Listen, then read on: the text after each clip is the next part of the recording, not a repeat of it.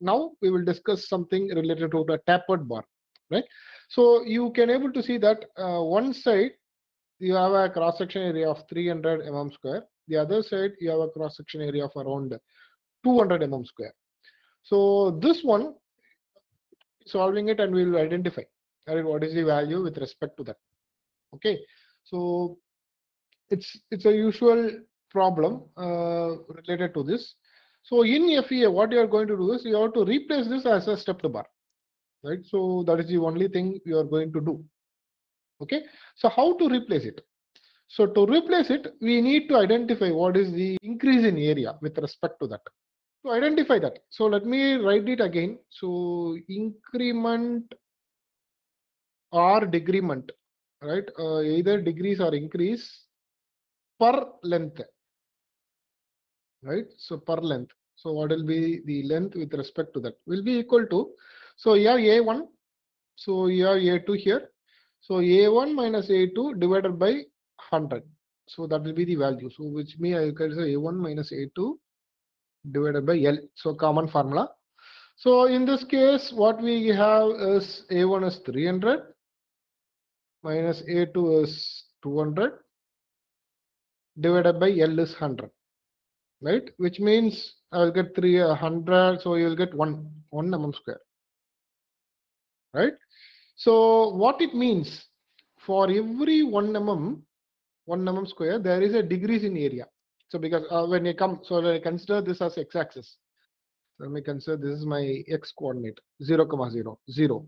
So this is my x, where x is equal to 100, right? So when I increase my x at each point, for every 1 mm, I can able to see for every 1 mm there is an increase or decrease. So in this case it is decreasing, right?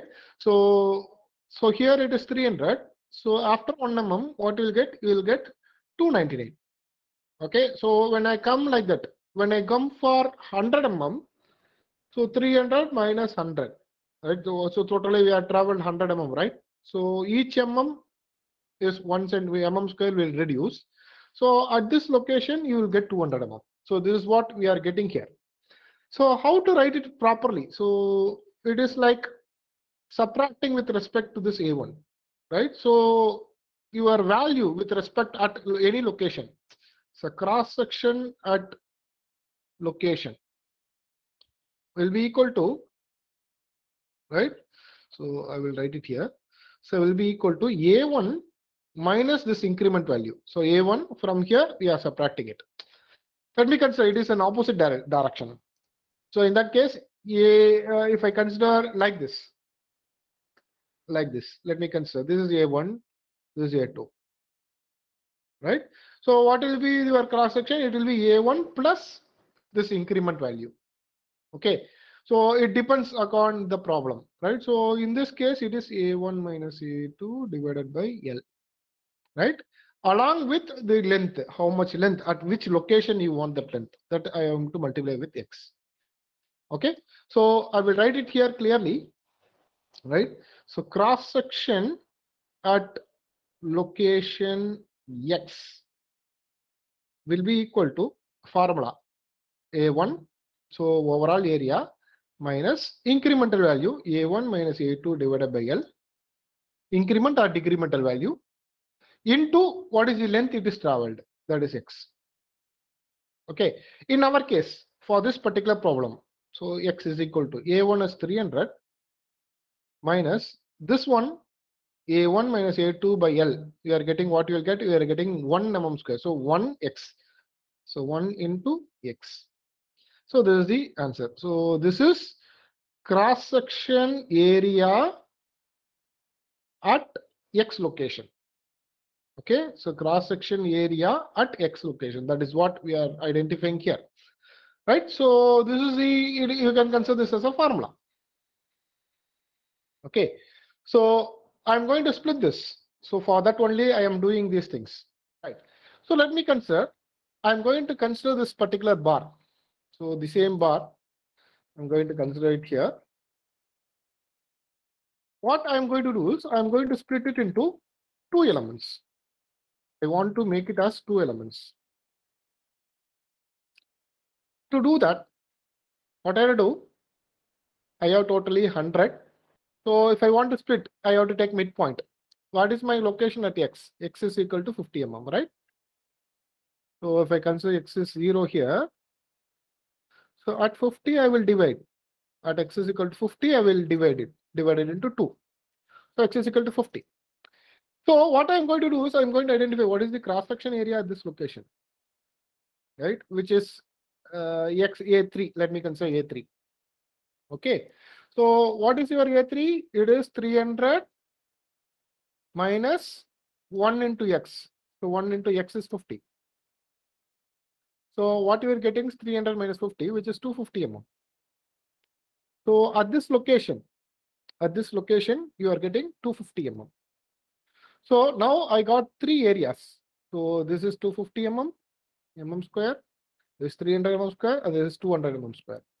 So now to make this as a stepped bar, I'm going to convert this as a stepped bar, right? So what is my stepped bar? So my stepped bar will be like this. So something like this. Okay, so splitting into 2 elements. So the area of this one will be average of that area.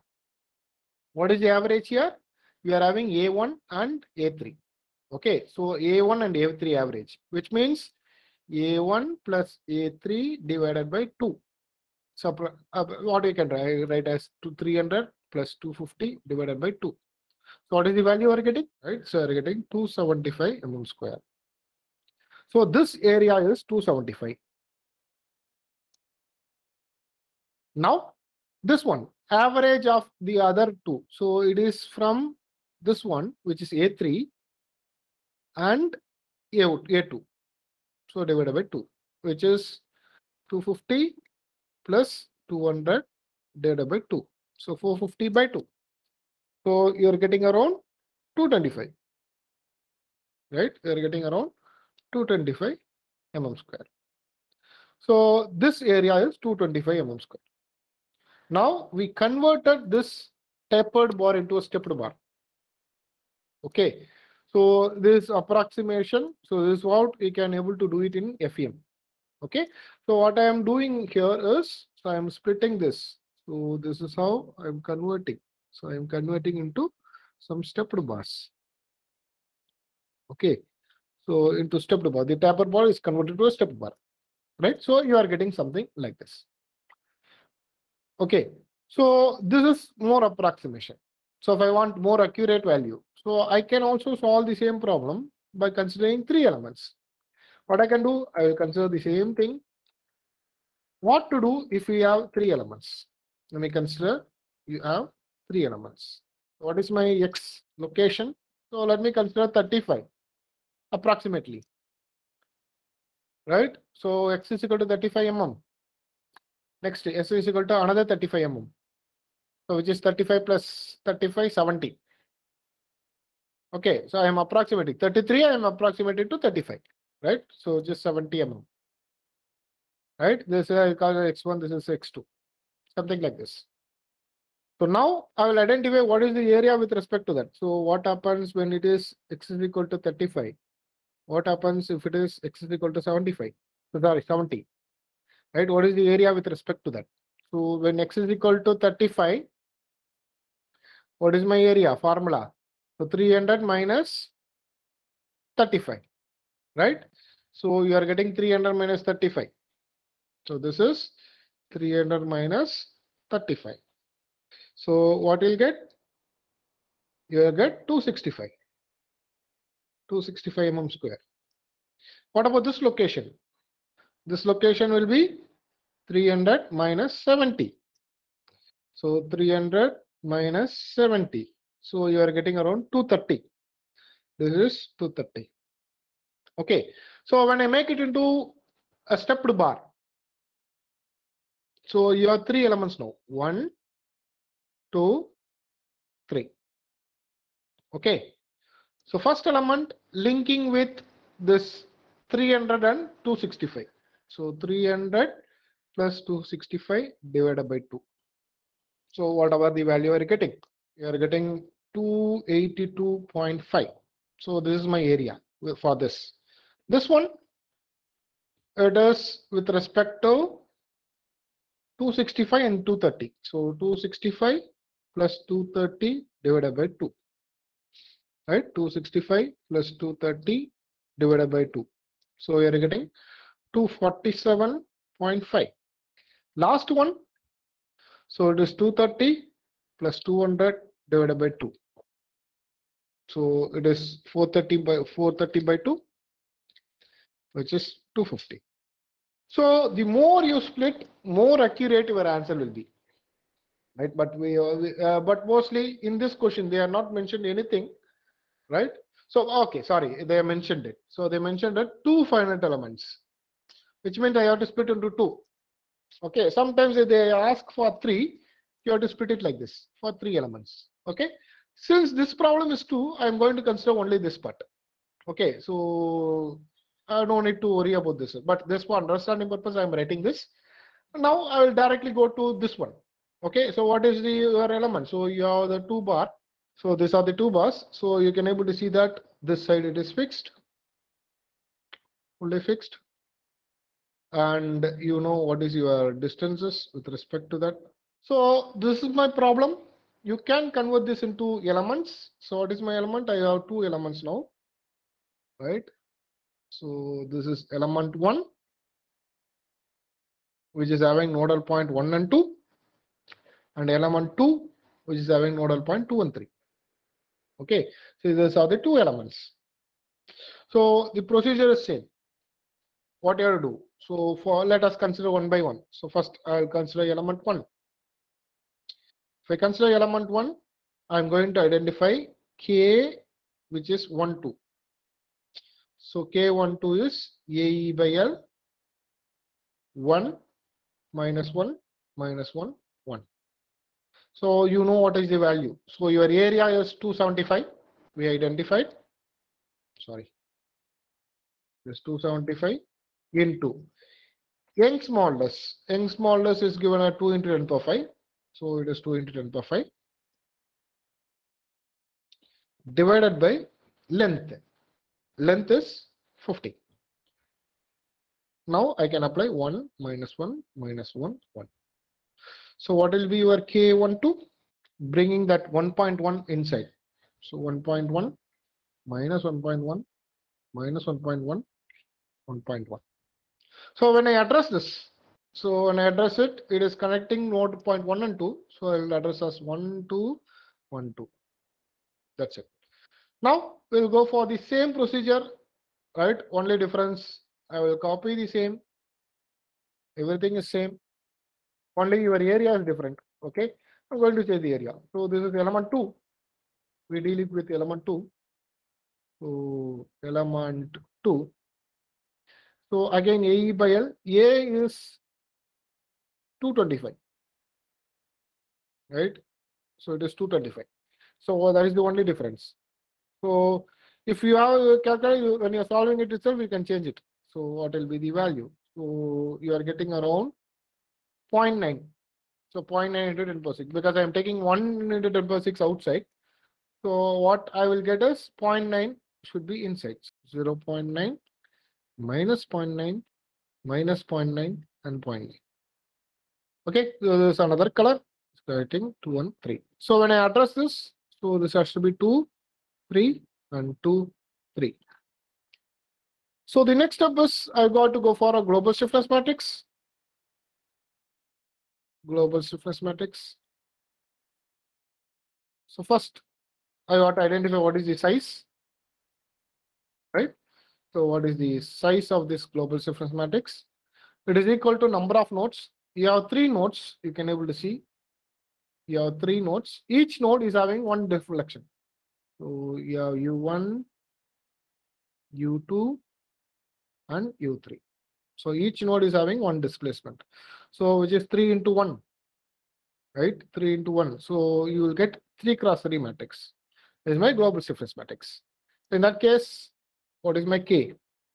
Capital K, 1, 2, 3 will be equal to 1 into 10 power 6 is common term in both the cases. So now I will put a bigger square matrix. Let me address it. So you have 1, 2, 3. Similarly, 1, 2, 3. Okay, let me put it accordingly, right? So K12, so connecting 1, 2, so 1.1, 1.1. So here I have 1.1 here, minus 1.1, minus 1.1, and 1.1. And K23 connecting here, which is plus 0.9, minus 0.9, minus 0.9, and plus 0.9. So remaining is 0. So this is my overall matrix. Now we will go for force matrix F. So when I consider F, you no need to worry about this global force matrix and local force matrix, right? Element force matrix. No need to worry about it because we have only one force, which is 50, right? So where this 50 is acting at nodal point 3. Here you can able to see that only point 3 is having only 50 Newton, others are 0. So what I am going to do is I am going to consider only that. So remaining is 0, 0, 0, 50, right? So when I consider downward as positive, here also everything is positive. If we consider negative, then accordingly we'll get the answer. So now what I do, I will consider F is equal to K into U. So what is my F? What is K? U. So we are getting U1, U2, U3. Now think about it. So you can able to see that one side it is fixed. Which one is fixed? Nodal point 1 is fixed. In that case, you can eliminate the first column in that, right? So I have 1, 2, 3. So similarly 1, 2, 3. In this, since U1 is fixed, you can eliminate the first row and first column, right? You should strike only by using pencil. Okay, don't strike it by pen. You practice it. So now remaining terms. So you have 0, 50 is equal to 1 into 10 power 5 minus 0.9 and 0.9. Right? So and you have U2 and U3. That is 1 into 10 power 6 times. Sorry. Yeah, thank you. So it is 1 into 10 power 6. So path right, okay, thank you. So this is the value. So let's write it. So write it as an equation. So 1 into 10 power 6, 2 into U2 minus 0.9 U3 is equal to 0, which means I can write as 2U2 minus 0.9 U3 is equal to 0. This is equation number 1. Cross multiplying, it will become 0 automatically. Next, minus 0.9 U2 plus 0.9 U3 is equal to 50. So I'm not consider this 1 into 10 power 6. Right? So again, so what I can do, I can take this I can write as minus U2 minus U3 is equal to 50 divided by remaining term. So 0.9 into 10 power 6. Okay, so what will get around, so 50 divided by 0.9 10 power 6. So minus U2 minus U3 is equal to 5.555 into 10 power minus 5. This is equation number 2. Solve these two equations, find out what is the value of U2 and U3. Sorry. Again, thank you. So minus U2 plus U3, yes. 4.545 into 10 power minus 5 mm. 1.0. And U3 as 1.01 into 10 power minus 4 mm. Right? So these are my values. So asking you what is the stress, right? What is the stress distribution, right? Or how to identify the stress? So stress is in terms of element, right? So in that case, I have two stresses. So two element stresses. In element 1 will be equal to formula U2 minus U1 divided by L. This is my strain into Young's modulus. Right? Just look here. Change in length, that is U2 minus U1, divided by original length, which is 50. That is your strain, into your Young's modulus. Right? So that is what I am writing here. Right? So which is equal to, what is your U2? That is what we identified, which is 4.545 into 10 power minus 5. U1 is 0 divided by 50 into Young's modulus, 2 into 10 power 5. Similarly, stress in element 2. U3 minus U2 divided by L into E.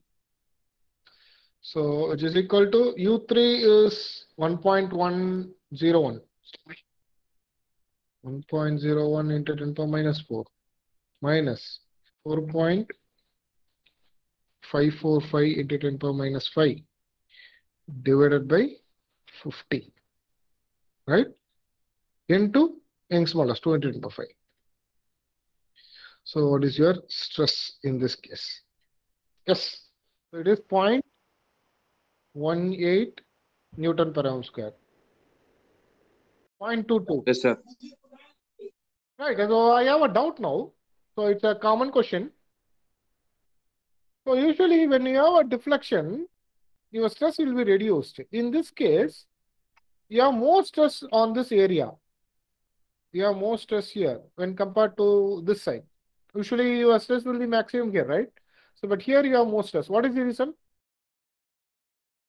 Lesser cross section area. Sir, areas very less. Very good, very good. So that's what. So your area, cross-section area is less, right? So since your area is reducing, so your stress increasing. It is increasing.